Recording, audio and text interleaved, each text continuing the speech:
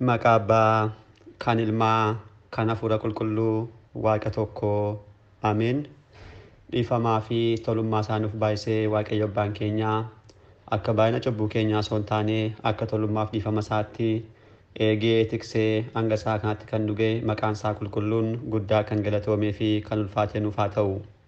Maatiiwwan Waaqayyoo ijoolleen haadha keenya qulqulleetti Dubroo Maariyaam bakka adda addaa taa'uudhaan sagalee kana kan dhaggeeffattan hundumti keessan maqaa gooftaa keenyaaf fayyisaa keenyaa Iyyasuus Kiristoosiin nagaan isin gaafadhaa. Akka isaatii bakka jirtanitti akkam bultanii, akkam ooltanii, akkam galgaleessitanii. Ameen. Galateeffamuun amala uumaa keenyaa fayyisaa keenyaa Iyyasuus Kiristoos kan ta'e maqaan isaa baddaa samii irratti afaan qulqulloota ergamoota isaatiin afaan qulqulloota abbootii keenyaa harmoolii keenyaan qulqulluu kan ta'e abbaasaa qulqulluu kan ta'e hafuura qulqulluu wajjin yeroo hundumaa kan galateeffamu nu birattis galannii fi ulfinni guddaan kan isaaf ta'u kan galatome nuuf haa ta'u. Deessuu gooftaa keenyaa haadha hunduma keenyaa qulqulleettii Dubroo Maariyaam qulqulloota ergamoota Waaqayyoo qulqulloota abbootii keenyaa harmoolii keenya hunduma isaaniidhaaf akka kennaa isaaniitti galannii fi ulfinni guddaan isaaniif haa ta'u. Dubbii ergamootaa kutaa 5ffaa akka fedhaaf eeyyama Waaqayyootti guyyaa har'aa kan itti fufnudha. Mata dureen keenya guyyaa har'aa tajaajila ergamootaa keessaa qabxii 5ffaa kan ta'e nu eeguu kan jedhuun kan itti fufnudha kan ta'u. Egaan barumsa kana barachaa kanneen jirtan maatiiwwan Waaqayyoo akkuma yaadattan barumsa kana kutaa 3ffaa fi 4ffaa keessatti tajaajila ergamoota Waaqayyoo kan jedhu kaasnee qabxiiwwan 4 ilaaluun keenya ni beekama. Har'as isumatti fuudhaan qabxii 5ffaa kan ta'u eegumsa ergamootaa irraa ka'uudhaan ergamaa eegaa tokko keenya ni ilaalla. Waaqayyo Abbaan keenyaa yeroowwan darban akkuma nu barsiisee ammas nu gidduutti argame akka icciitii isaa nuuf ibsu fedhaa fi eeyyama isaa nuuf haa ta'u. Egaan tajaajila ergamoonni Waaqayyoo dhala namaa wajjirraan kan wal qabate kan isaan nuuf kennan keessaa dhalli namaa erga gannata keessaatuu adeemee booda dadhabaa ta'eera, kennaan isaa irraa fudhatameera. Kana booda gargaarsa isa barbaada. Ergamoonni Waaqayyoo kanaafidha. Akka carraa lammiffoo akka gargaarootti kan fayyisan kan eegan taane kan isaan kennaman jechuudha. Kanaaf gargaarsa tajaajilli isaan dhala namaadhaaf kennan tokkos eegumsadha. Dursee Waaqayyoo haala kanaatiin gannata keessaa yeroo jiraachisu dhalli namaadhaaf ergamoonni akkuma yeroo jalqaba kaasne akka obboleewwanii kan isaan turanii booda garuu namni cubbuudhaan yeroo kufu kennaan isaa hundumtuu irraa fudhatameera, dadhabaa ta'eera. Dadhabumsa kana keessatti immoo ergamoonni Waaqayyoo tajaajiltoota ta'anii kennamaniifi jechaadha. Tajaajilli kun tokko eegumsadha. Ergamoonni Waaqayyoo nu eegu. Nu eegu kitaabni qulqulluun kana kallattiimaan nu hubachiisa. Waaqayyoo akkas jedhee jedha kitaabni qulqulluun seera ba'u boqonnaa 23 lakkoofsa 20 kaasnee hanga 22 yommuu dubbisnu daandii kee irratti akkasi eeguu fi jalqabuma irratti bakkan siif qopheessattis akkasi galchuuf kunoo an ergamaa koo dura kee nan ergaa fuula isaa duratti of eeggadhu jecha isaas dhaga'i.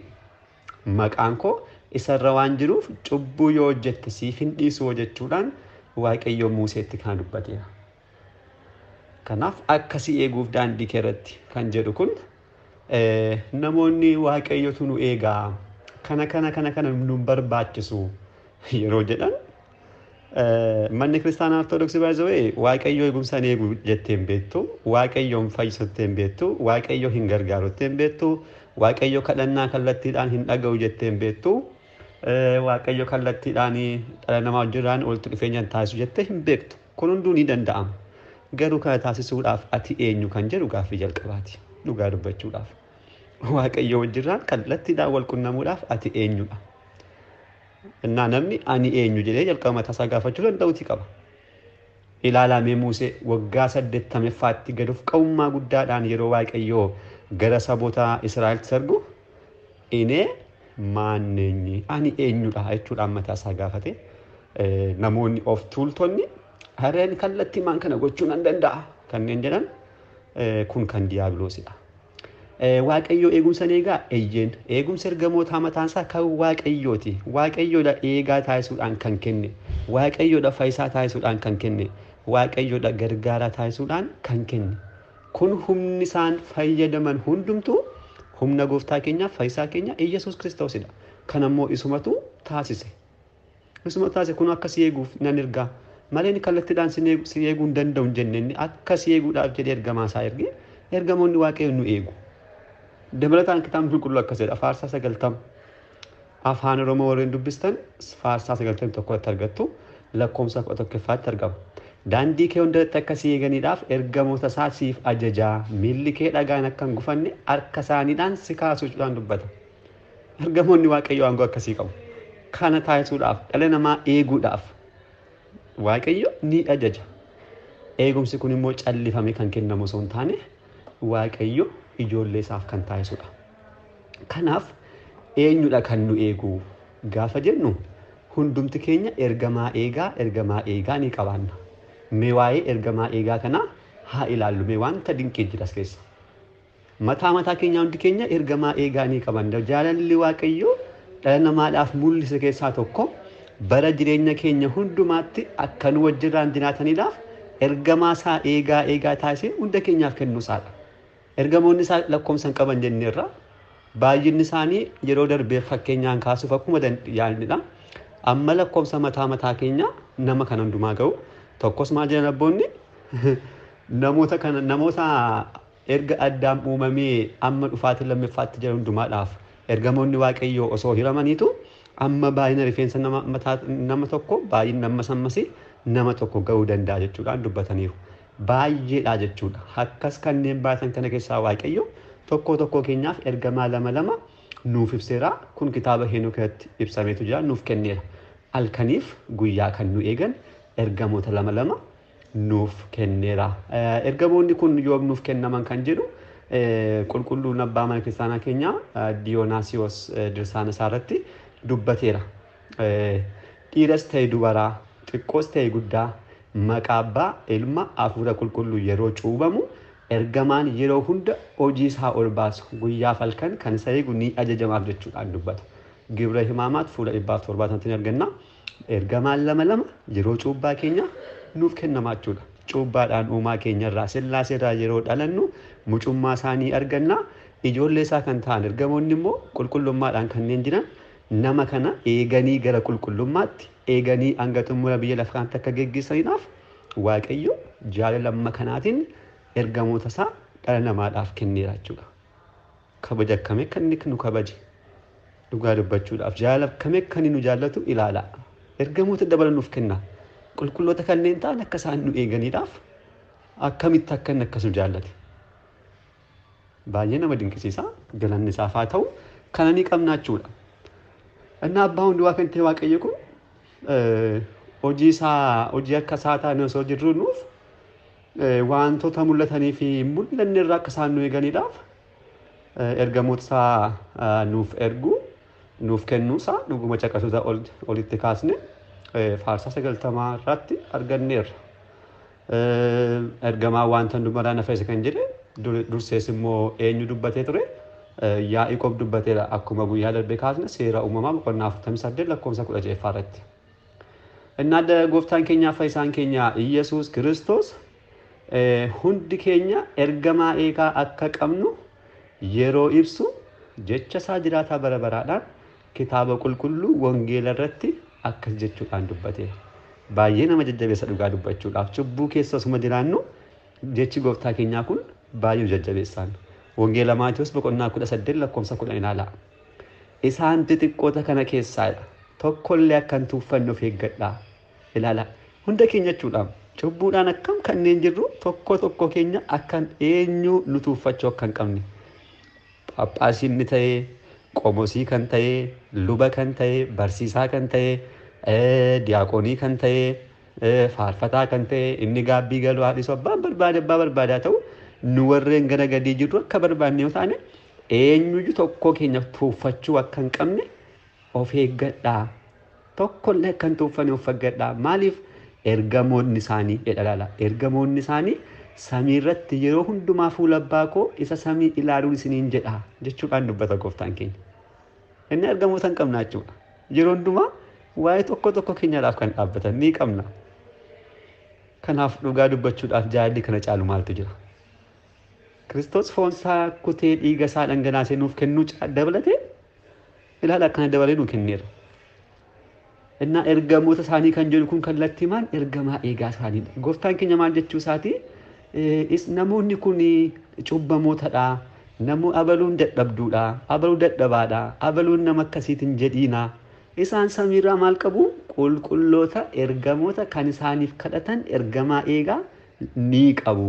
Isaan kun kadhatanii fi namoota kana gara mootummaa waaqayyootti galchuu danda'u. Kanaaf eenyuun hin tuffatiinaadha.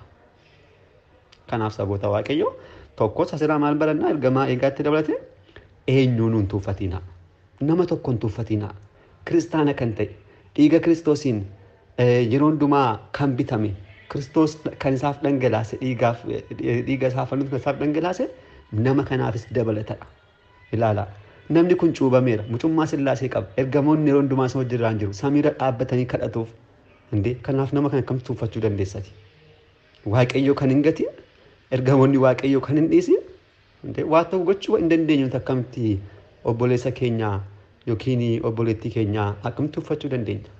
Kanaaf hin tuffatiin jechuudhaan Kiristoos yeroo hundumaa namni kamiyyuu kallattii Kiristoosiin ilaalamuu qaba. Nama hundumaa keessatti Kiristoosiin arguu danda'uuti qabna. Kiristoos ikkoo nama kanaafis dabalatadha kan fannifame jennee namootaaf yaaduu nama jaallachuu malee eenyuun tuffachuu akka hin qabne.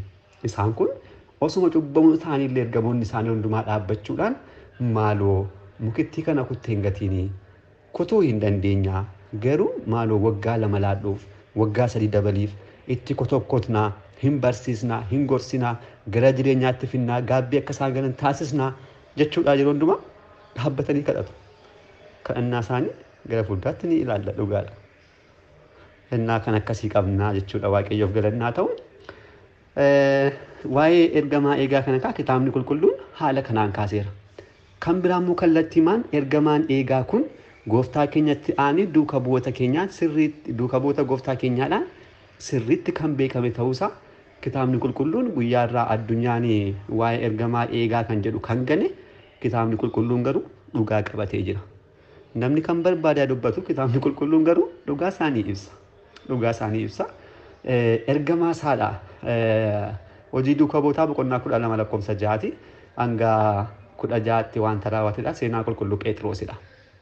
Yeroo tokko Heroodis mana kiristaanaa balleessuudhaaf baay'ee dhamaheera. Baay'ee jechuudha. Lootu sibaat gooftaa keenyaaf fayyisaa keenya Yesuus Kiristoosiin fuula isaa dura dhaabbachiise baay'ee reebsiseera namichi kuni. Gooftaan keenya erga gara sanii torbee boodas duuka bu'oota isaa hin dhiisne. Innis gaabbiin isaaf kennamee yeroon gaabbii dheeraa kennamee fi jijjiiramuu hin dandeenye dhumni isaas baay'ee haala hin taaneen rukkutame kan du'edha. Heroodis isa bara gooftaan keenya dhalate osoo hin taane inni kun Heroodis isa Galiilaadha. Qulqulluu Yaaqoob jechuun duuka bu'oota keessaa jalqabaa fi duuka wareegamummaadhaan kan darbedha. Ajjeesisee ture. Kana booda qulqulluu Phexrosiinis ajjeesuudhaaf maal taasisaa mana hidhaatti galcha. Innaan mana hidhaa keessa qulqulluun Phexros eegdota 2 gidduu rafee ture. Innaan ergamaan waaqayyoo baay'ee nama dinqisiisa. Balballi osoo hin cufamin dhufee seene mana keessa.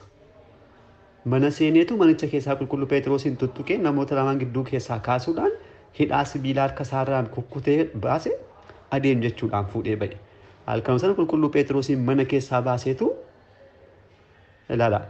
Eegdota 2 gidduu mana hidhaa keessa hidhaa sibiilaadhaan hidhamee isa gidduu isaanii kan ciisu ergamaa waaqayyoo haala kanaatiin osoo waa tokko hin taasisin osoo namoonni kun hin beekin mana hidhaa keessaa baasee fuudhee sokke. Kana booda karaarra buusee deemigaa sokkechuudhaan jalaa salaa dhokate ergamaa waaqayyoo. Kana booda qulqulluun Phexros ni deeme gara mana isaanii gara mana bakka ka'annaadhaan itti cimaa turan mana haadha Maarqos Tsiraatseyoon kan jiru jechuudha. Yeroo deemu deemee balbala gaafa rukkutu halkan achi keessaa mucayyoon tokko roodee kan jedhamtu balbala banuudhaaf fiigaa dhufti. Gaafa fiigaa dhuftu sagalee qulqulluu Phexros dhageesse. Innaa gammachuudhaan dudduubatti deebitetu Phexrosin dhufe jechuudhaan gaafa dubbattu indee akkamitti dhufuu danda'a?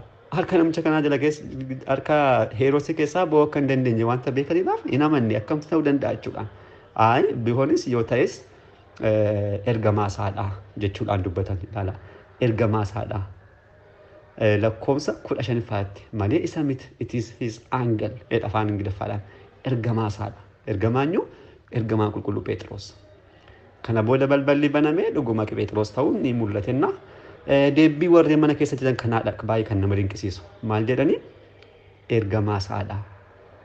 Ergamaa isaadha kan jedhu kun ergamoota Waaqayyoo osoo hin taane ergamaa qulqulluu Phexrosidha. Kan isaa kan dhuunfaasaa jechuudha. Kan dhuunfaasaa jechuun Waaqayyoo eegaa taasisee qulqulluu Phexrosiif kan kenne jechaadha. Kun qulqulluun Phexros mataasaatti eegaa isaa kan ta'e ergamaa eegaa akka inni qabu kan agarsiisudha.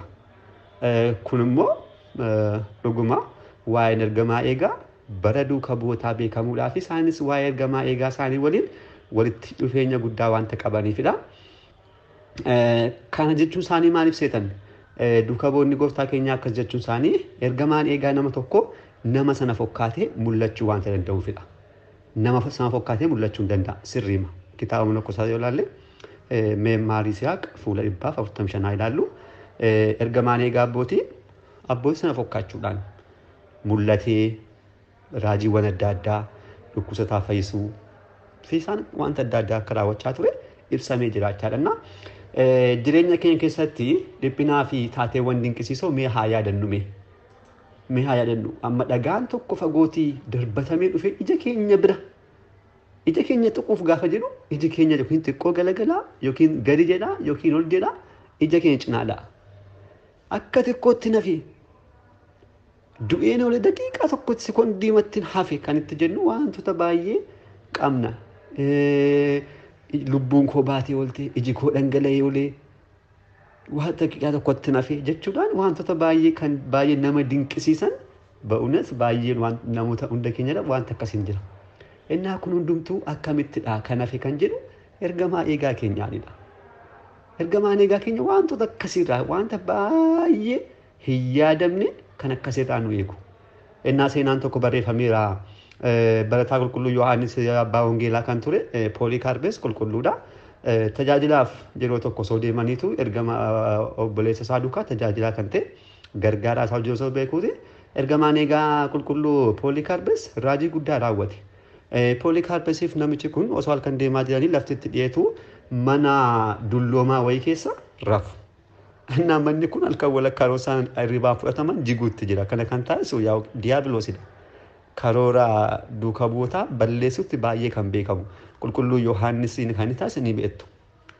Obomboleettii kaasuudhaan guyyaa 40 guutuu bishaanirra. Qulqulluu Phaawulosiin gochaa kan ture. Diiyaabiloos seexanatu na tursiise jechuudhaan kan dubbate akka isaan wangeelan barsiisne wanta baay'ee raawwata. Innaa halkan sana mana sana irratti jigsuudhaan diiyaabiloos akka isaan achitti du'aniif karoorsee ture. Kun garuu isaaniif hin raawwatin ture. Jiguudhaaf manni yeroo jedhu ergamaan eegaa qulqulluu Pooliikaarpes kai jedhan tuttuqeetu kai akka inni ba'u taasise. Kana namoonni lamaan gaafa keessaa ba'an manichi jigeeranna amma kanaatti karoora diiyaabiloos jalaatu du'anni karaa isaa fiduu barbaadu irraatuu oolchuucha ergamoonni eeganna haala kanaatiin ergamoonni eegdonni keenya nu eegu. Abbootiin keenya ba'uunis ergamaan eegaa keenya wanta nu hojjetaan jiruudhaaf of eeggannoo akkamiillee taasisuu akka qabnu jireenya kiristaanummaa keenya hojjetaan walitti qabanii nu barsiisu. Qulqulluun Baasiliyoos maal jedhaa eebbisaan irraa bulu kan Waaqayyoo nama hunda cinaa ergamaan eegaa waan jiruuf kanaaf gaabbii agalu. Gaabbii galaa jechuudhaan waa'ee gaabbii wajjin wal qabsiiseera. Qelemenxoosiin Iskindiriyaa maal jedheera. Namni qofaa isaa ta'ee osoo kadhateeyyuu ergamaan eegaa isaa isa wajjirraan akka jiru. Xerxolus immoo kadhannaa dhuunfaa keenyaa ergamaan eegaa wanta nu hojjetaan jiruudhaaf inni osoo dhaabbatu teessanii kadhannaan taasisnee dhaabbadhaatu kadhadhaa jechuudhaan dubbatu. Abbootiin keenya wangeelallee ilaala. Wangeela taa'anii dubbisan. Ergamaa wanta hojjetaan jiruudhaaf qulqulluu wangeela kaanii dhaabbatanii dubbisu. Kabaja adda addaadhaan uffata isaan uffatan ikkoo mataa isaanii miti. Namoonni baay'een uffata lubootaa yeroo ilaalan hindi akka isaan uffatan jechuudhaan hamatu miti. Uffanni isaanii kabaja fooniif dheeboftaafidha. Uffanni isaanii kabaja wangeelaafidha. Ergamaan isaa wajjinaan jiru wangeelli yeroo dubbifamu sodaa guddaadhaan ka'ee dhaabbata. Isaan kana waanta beekaniif qulqullaa'anii babbareedanii wangeeloo dhaabbatu. Dhiigaaf foon gooftaa yoo dhaabbatu. Inni ergamaa waaqayyo kanneen nu eegan nu wajjin kanneen jiran kan hundumaa ni raawwatudha. Qulqulloon abboonni keenya akkuma barsan ergamaan eegaa nama tokko namichi waaqayyoon kan jaallatuudhaaf daandii waaqayyoo kan deemu yoo ta'e yeroo hundumaa isa wajjin jiraatu. Kun immoo wanta addaati. Namni kun garuu cubbuudhaa yeroo hundumaa kan deddeebi'u ta'e isarraa fagaatu. Qulqulluun Baasiliyoos kana dubbateera. Hojii namminaa hanga ofirraan fageessinetti ergamoonni nurraan fagaatanii. Aarri kaannisoota fooliin hamaa simbirroota akkuma ari'u akkasuma cubbuun keenya ergamoota jireenya keenya eegan nurraatu ari'achuudhaan dubbata. Aarri yeroo aarfamu maaltu baqata? Kaannisoonni hin baqatu. Fooliin hamaa yoo jiraate simbirroonni hin dhaabbatan. Akkuma kanaa cubbuun yoo jiraate ergamoota jireenya keenya eegan nurraatu ari'a jechuudhaan dubbatu. Yeroo kana eessa deemu? Ergamoonni namoota cubbuudhaan fagaatan irra jira fagoo yeroo baay'ee cubbuu baay'isan yeroo baay'ee hin deebine. Egaan cubbuu jechuun takkaatti nama kufa osoo hin taane nama baay'ee keessa gangalatochaadha. Daakaa akka daakaa kan taasisudha. Namoota akkasirraa fagaachaa deemu. Eessa deemu kan jedhuuf kitaabni monokkosootaa ni deebisa. Hojii hamminaadhaan nam tokko hundumaa waaqayyoon kan gaddisiisuudhaaf kan hin deebine yoo ta'u isaan kun gara ergamoota hiriyoota isaanii warreen biroo warreen nama gaarii duukaa jiran gara sanaa deemuutti barbaadu. Kana booda achi deemuudhaan sana duukaa jiraatu jechuudha. Amma kanaatti illee ni taasisu. Kanaafuu walumaa galatti abbootonni keenya warreen duraa kan akka qulqulluu Goorgooriyoos inni dubbataa waaqummaa kan jedhame qulqulluun Aginaaxiyoosis dhala namaadhaanatti ergamoonni waaqayyoo kun eegdonni jechaadha. Warreen biraaf illee kennamaniiru kan akka qilleensi mataasaa ergamaa eegaa ni qaba, ibiddi ni qaba, bishaan ni qaba. Warreen biroos uumamtoonni biroo ergamtoota eegutanii qabu. Kun immoo kitaabni qulqulluun mul'ata boqonnaa 7 lakkoofsa 1 boqonnaa 14 lakkoofsa 18 boqonnaa 16 lakkoofsa 5 irratti ergamaa bishaanii ergamaa hafuura ergee jechuudhaan ni dubbata. Innaa sanaa wal qabsiisuudhaan ibidda irratti aangoo kan qabu ergamaan biraa jedhamee kan dubbatuudhaan wal qabsanii ergamoo uumamtoonni biloota akka isaan ergamaa qaban dubbataniiru. Walumaa galatti egaa eegdonni ergamoonni keenya hunduma keenyaaf kennamanii jireenya keenya keessatti kan nu eeganidha. Waaqa kana taasisuudhaaf galanni ulfinni guddaan isaaf haa ta'u. Barumsa keenya guyyaarraa asumarratti nu haa ga'u. Kutaa 6ffaadhaan nuuf kadhatu kan jedhu tajaajila ergamoota waaqayyoo kan 6ffaa qabannee dhiyaannaa har'aaf asumatti nu haa ga'u kan nu barsiise uumaa keenyaaf galanni isaaf haa ta'u. Kutaa taanuun hanga deebinutti nagaa waaqayyoo turtii gaarii galanni waaqayyoof.